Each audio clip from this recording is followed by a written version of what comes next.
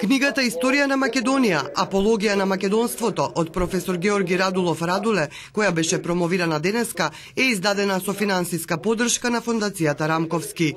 Авторот Радулов е македонец кој живее и работи во Бугарија. Со децении ги проучува историјата на македонската држава, култура, религија, јазик и традиција. Едно такво видување ќе спомогне за подобрување на односите помеѓу Бугарија и Македонија. Тој прецизно, без еуфорија за навраќање на античките корени, ги презентирал резултатите на своите опсежни истражувања низ архивите и документите за македонската историја. Како е вашето мислење за спорот околу името меѓу Македонија и Грција?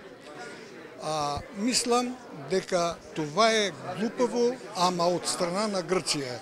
И јас мислам дека даже Европа во тој правец многу греши. Треба да поддржува Македонија, штото таа земја веќе 2300, 500, 700 години е Македонија. За историјата на Македонија, апологија на македонството, говореа Раде Силјан и Георги Барбаровски, истакнувајќи универзалноста на оваа историја, но и прецизноста и научната заснованост. Авторот консултирал 459 статии, книги и монографии од македонски, бугарски, балкански и светски автори.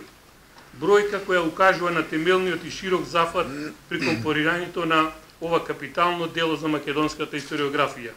Оваа историја е посебна, прикажува голем број епизоди и големи настани од историската сцена, правејќи ни го достапно и задкулисното.